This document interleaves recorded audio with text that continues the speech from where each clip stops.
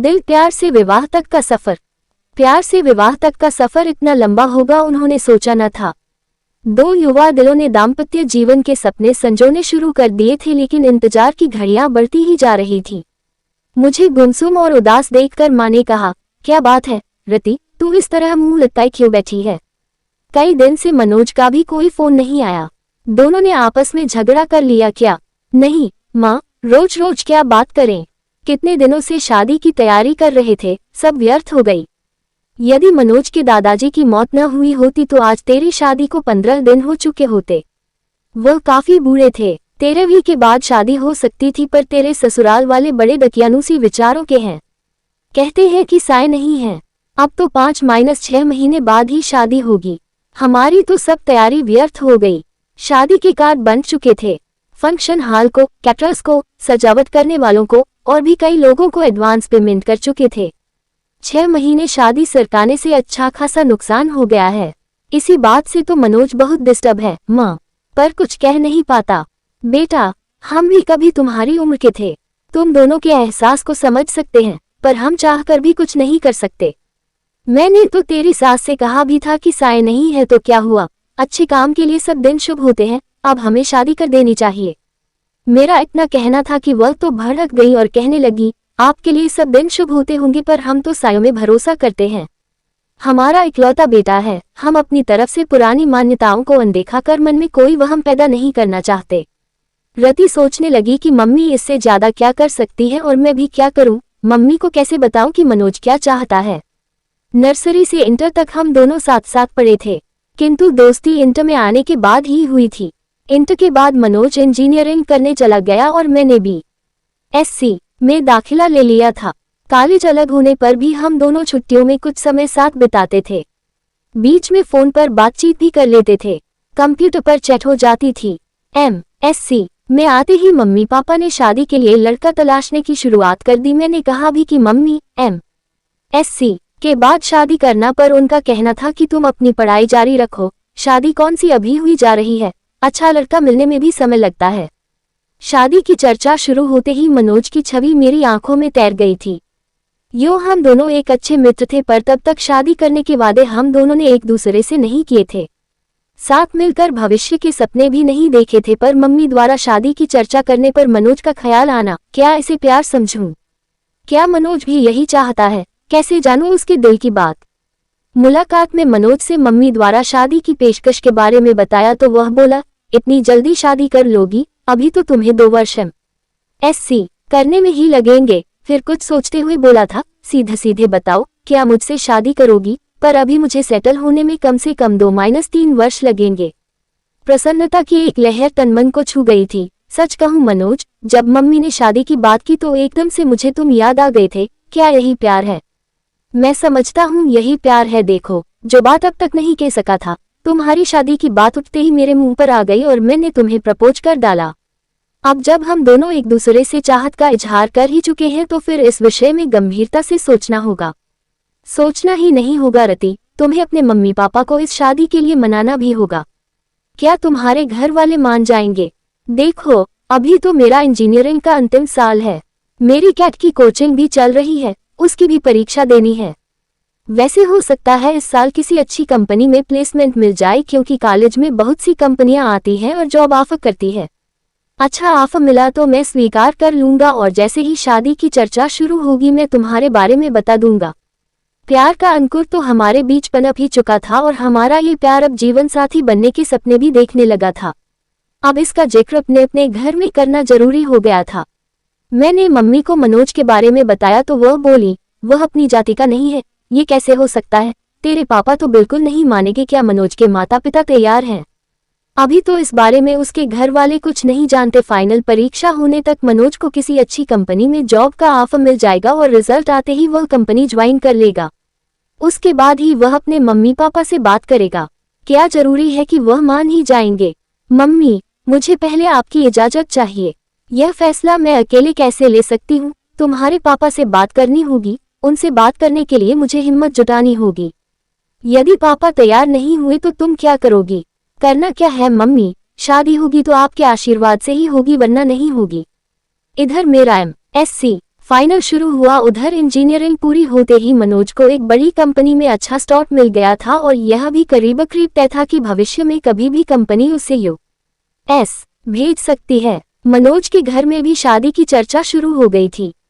मैंने मम्मी को जैसे तैसे मना लिया था और मम्मी ने पापा को, किंतु मनोज की मम्मी इस विवाह के लिए बिल्कुल तैयार नहीं थी। इस फैसले से मनोज के घर में तूफान उठ खड़ा हुआ था।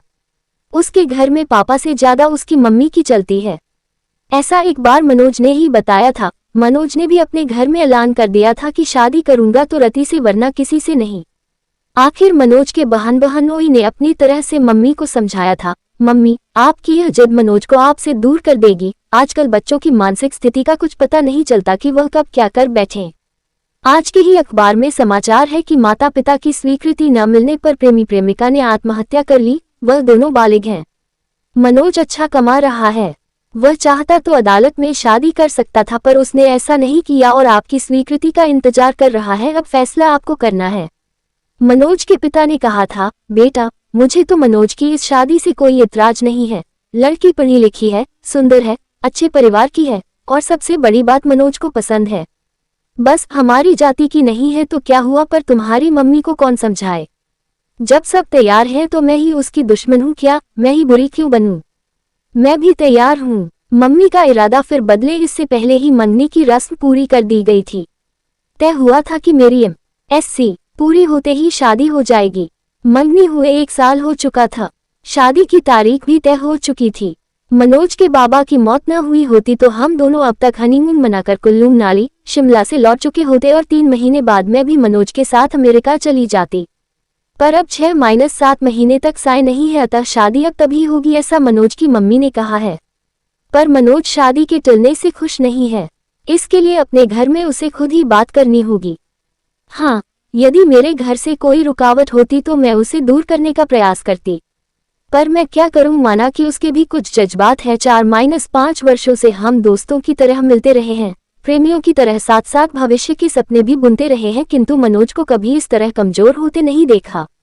यद्यपि उसका बस चलता तो मंगनी के दूसरे दिन ही वह शादी कर लेता, पर मेरा फाइनल साल था इसलिए वह मन महसूस कर रह गया। प्रतीक्षा की लंबी घड़ियां हम कभी मिलकर कभी फोन पर बात करके काटते रहे। हम दोनों बेताबी से शादी के दिन का इंतजार करते रहे। दूरी सहन नहीं होती थी।